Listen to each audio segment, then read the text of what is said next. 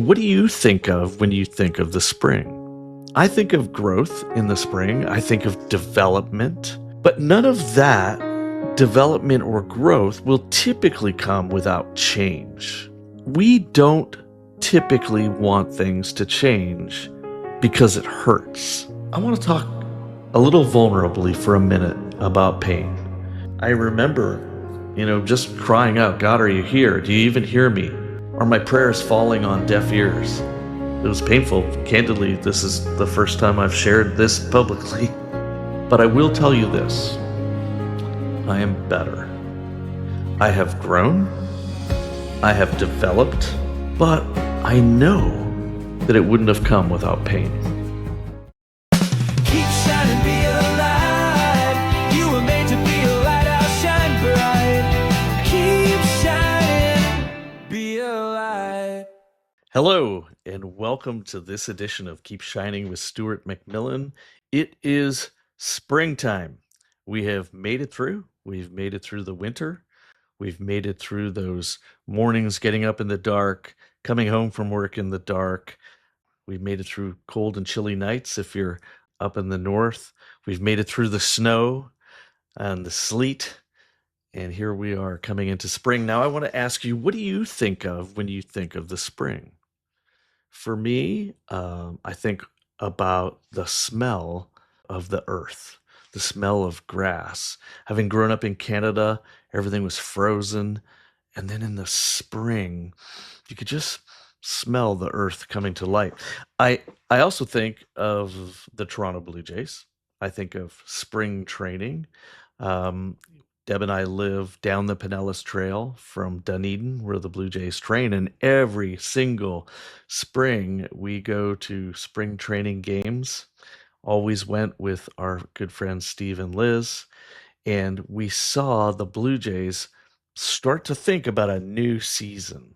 Now, those of you who are baseball fans will know that the Blue Jays came this close last year to winning the World Series. And when I say this close, I mean it was a cleat off the base, off home plate, that close to winning the World Series. So I'm sure in Dunedin, as spring comes around, they're talking about new hope, new season, ready to get at it again. Um, I think of growth in the spring. I think of development, but none of that development or growth will typically come without change. Change and subsequently growth then come oftentimes with pain. And that's why sometimes we resist change, we resist growth because of the pain that we sometimes associate with it. I'm going to tell you a little story about me as a 5-year-old. Now, those of you who know me will know that I'm not a tall man. I'm all 5'8" and shrinking of me. But when I was a kid, when I was 4 or 5 years old, I was taken to the hospital and was in the hospital for a couple of days because of immense pain in and around my thighs and knees. You see, I was growing too fast and my body couldn't keep up with it, and the pain was excruciating. My mother told me that I would cry out in the night as my body was not handling this rapid growth. Now, sadly for me, it didn't continue, and well, I'm pretty happy with who I am. But yeah, 5'8", that was as tall as I ever got, and I don't even think I'm that now.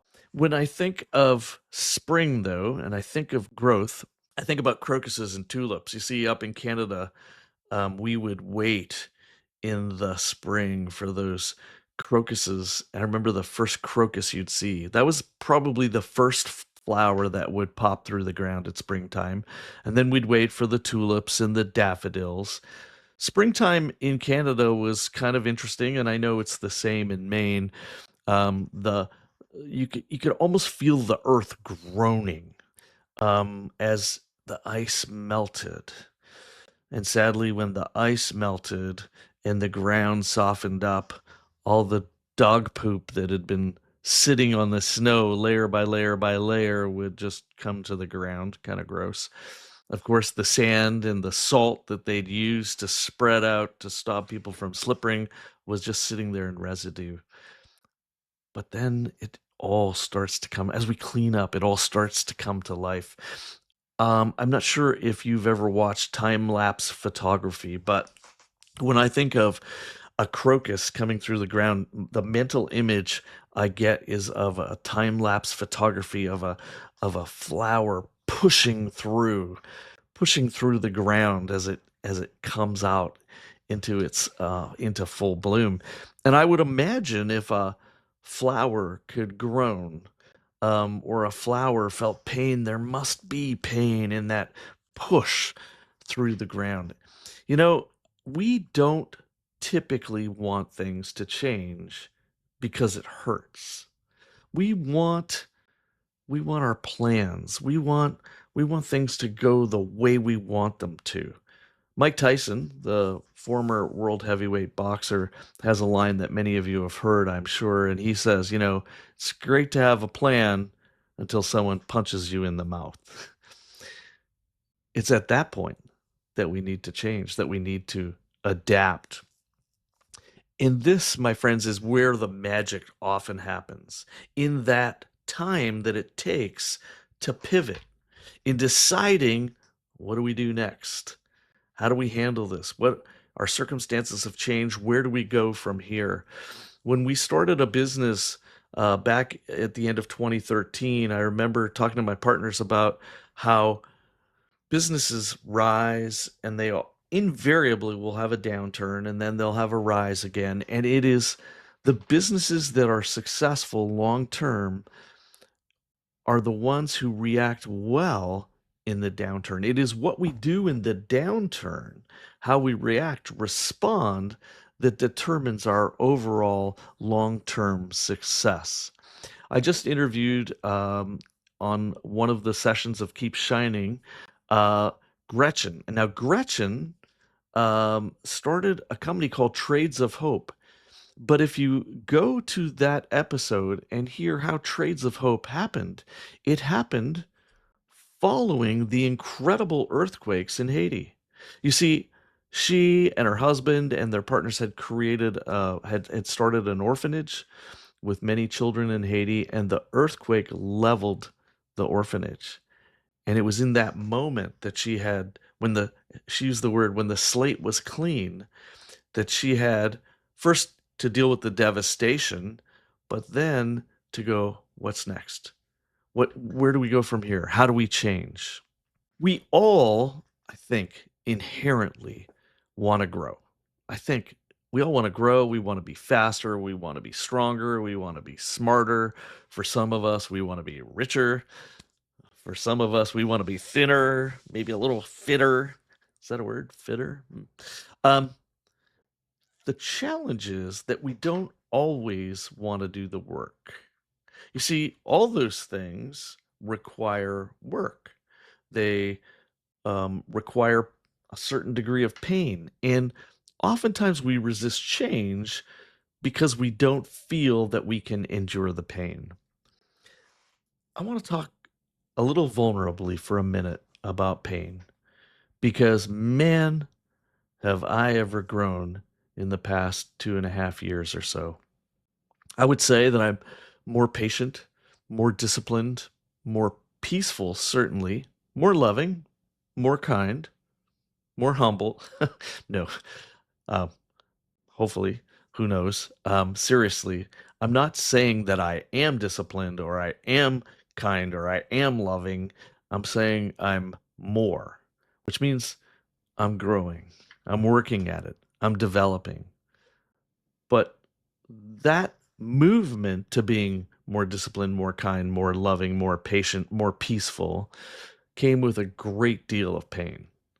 In 18 months, and I don't want you to feel sorry for me, but I want you to understand where growth comes from. In 18 months, I underwent radiation for prostate cancer. Deb and I had built a dream home that we called Southern Serenity that was nothing like Serenity, nothing serene. It was under attack, first by a crazy neighbor. I mean, right out of the movies. and second by Hurricane Idalia. And just as we were going into semi-retirement, we faced the ultimate betrayal of former partners. That was followed by a very expensive lawsuit, hundreds of thousands of dollars. And in that, I wasn't allowed to work. I had a non-compete and went through this lawsuit that had to face a justice system that was, in my opinion, anything but just. People that we thought were our friends began to spread horrible lies, not just about me, but about my family. And then, boom, Hurricane Helena wipes out the house that we had moved into from the nightmare house, and everything in it was gone. Depending on where you were in the house, we had somewhere between 7 and 18 inches of water. Every stick of furniture, every appliance, all our household goods gone. Walls had to be taken back to the studs.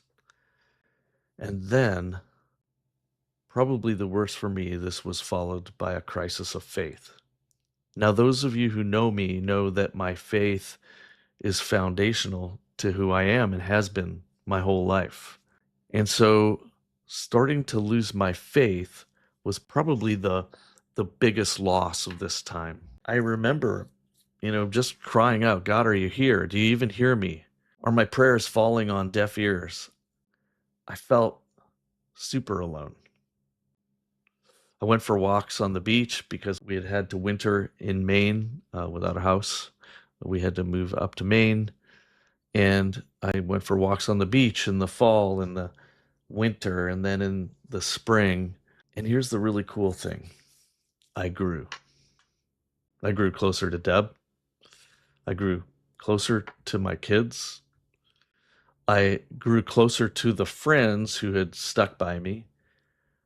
I grew closer to my iron sharpeners, the guys in my life that have been there to encourage and build up and also to hold me accountable. I grew closer to some of my mentors because I was seeking out wise counsel. And I read a lot. I had a lot of time. So I read a lot. I read John Maxwell and Bob Goff and Tim Keller and Philip Yancey, Tony Dungy, Rick Warren, John Bevere, Jamie Winship. Those ones come to mind, all of those impacting me. Went back to some oldies like J.L. Packer and C.S. Lewis. And I was quiet a lot. Now that, once again, is, if you know me, that's not me. As I said, I went for walks. I went for walks on the beach.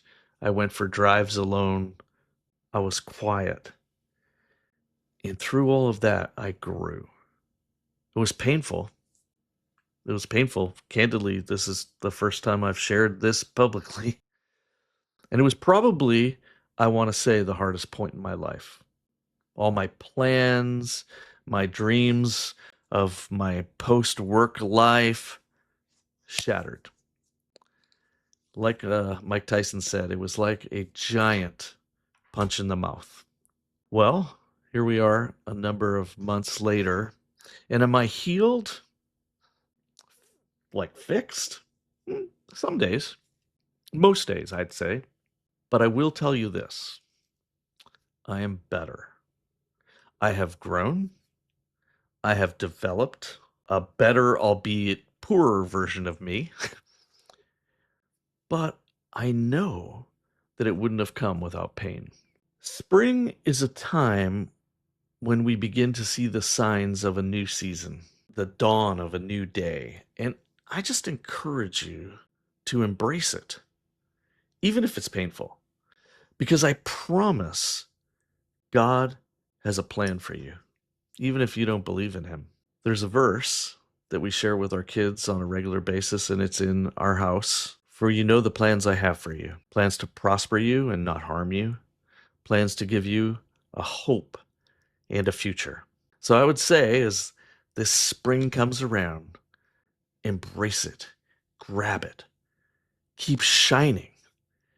And if you can't be the light in this season, seek light, embrace the future, wrap your arms around change and growth. God bless you all.